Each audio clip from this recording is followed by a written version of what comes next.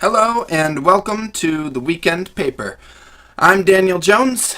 Yesterday I read an editorial on Polygon, everyone's favorite website to hate. Like most of Polygon's content, I found myself agreeing with it, despite the fact that most gamers probably wouldn't. This article, titled "Games Have Basic Huge Accessibility Problems That We Celebrate," was written by Daniel Starkey. The article goes into detail about why video games present too much of a barrier to entry for newcomers to the hobby. This kind of sentiment usually conjures unpleasant visions in the minds of gamers. Visions of mobile games and Facebook games, those evil things like Clash of Clans and Farmville and Game of War, the game best known not for its excellent game design, but for its advertising featuring Kate Upton's cleavage. You might have seen it during the Super Bowl. These aren't good representations of casual video games, but when people like EA's CEO say things like, "Our games are too difficult to get into," that triggers immediate gut reactions from gamers and conjures images of terrible, watered down, and patronizing products like these. It's a natural reaction from people who have been playing games their entire lives and have a built-in familiarity with the hobby. We don't want bad games, and casual or not, those are bad games. Even people who play games only casually and spend money on Game of War will admit, and have admitted to me in conversation, that that is definitely not a good game. It's essentially a digital slot machine, sending constant feedback to your brain's pleasure center, but nothing more. There's no real substance to it, or anything worth celebrating. But I'm not trying to pick on Game of War. Nobody's going to compare Game of War to The Last of Us or to Shadow of the Colossus, two masterworks that are seminal tenets of both game design and game storytelling. But the problem is, most people, and by most people, I mean most people, not most gamers, because believe it or not, there is a world outside of our small gamer circle. Most people don't know what The Last of Us is.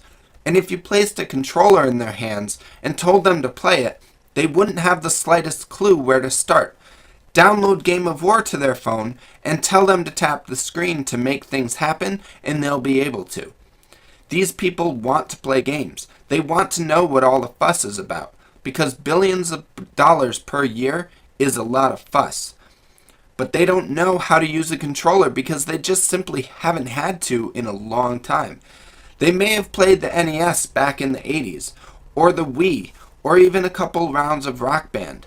But stick a PlayStation 4 controller in their hands with two joysticks, a directional pad, 4 shoulder buttons, 4 face buttons, hidden buttons that activate when the joysticks are pushed down, and maybe even a touchpad, and they'll be lost, and rightfully so, which is a shame because games have a lot to offer. It's why I'm even talking about them right now. You won't find many bigger evangelists for games than myself. It's just that games provide a way to experience stories and events that would never be possible in any other medium.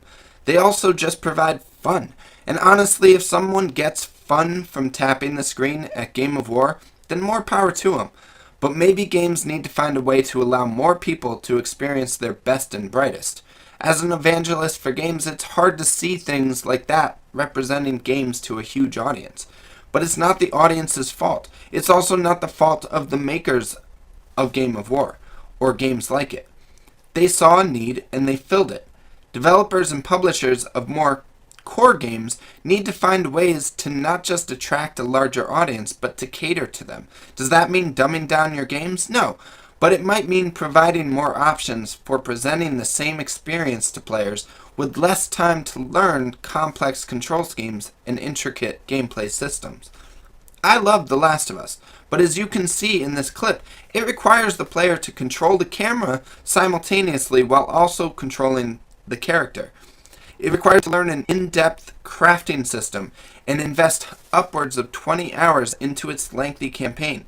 These are things that gamers are used to and take for granted, but for anyone who doesn't identify with the term gamer, it's an intimidating prospect. It's easy to see, considering how demanding the hobby has become, that the term gamer has become so universally used to define the identity of fans of the hobby.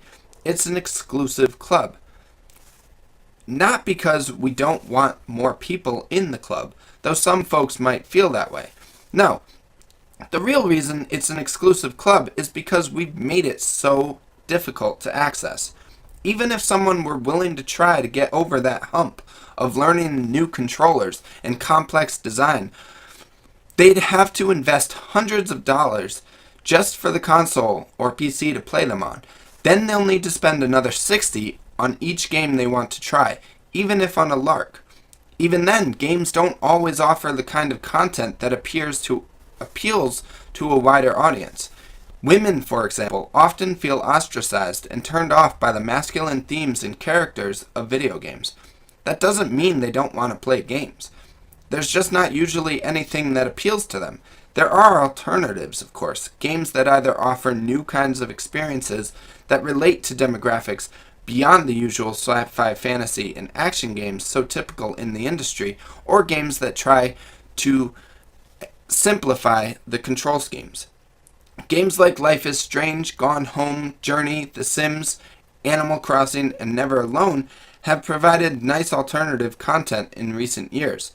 Then there are games like Telltale's games and Quantic Dream's games, cinematic games that have tried to tell stories in a cinematic fashion with the interactivity of games, but without the complicated, hard-to-learn controls of most AAA games. These games have succeeded to varying degrees, but the fact that they exist is what matters. However, you're not going to get somebody to buy a system just for those games unless they become more widely respected and popular within the industry as a whole. The problem is, despite the success of some of these games, most people who might have a passing interest in them have likely never even heard of them. Is that their fault, or is that the fault of an industry afraid to promote different types of design? Anything different from the tried and true formula would be harder to market because the audience is unproven. If we're trying to sell Elder Scrolls 6, we'll know exactly the nerds we need to market to. If we're going to try to make a game that caters to every single person who had any interest in the Lord of the Rings films, that's a nearly impossible task, and one that most publishers would deem not worthy of their time or money. So it's hard to really say where games are going. As we stand right now, the market is frustratingly fractured. Game makers can't afford to take the risks necessary to bring a wider audience in without alienating their existing one. The core gamer doesn't want their games to change because we like them the way they are, and the casual onlookers who might be on the fence have nobody speaking to them and no incentive to pledge to the fraternity of gaming, except maybe Kate Upton. I try not to speak for people making games because I don't make games, but I'm going to speak directly to those game makers right now. Make the game you want to make, not the one the marketing guys can sell, not the one the focus groups tell you to make, not the one the audience demands. Make the game you want to make, whether you make it for yourself, your friends, your wife, your son, your daughter, your father, or your mother. Make the game you want to make, and the audience will follow. The audience will find you. That's what Notch did with Minecraft. That's what Naughty Dog did when focus groups and marketers told them to make Ellie a boy. And it worked. Make the game you want to make, and the audience will follow. Otherwise, they'll follow Kate Upton, and we don't want that, do we? Thanks for watching. Subscribe and share if you liked this video, and visit weekendpaper.blogspot.com for more content like this. I'm Daniel Jones. You stay classy.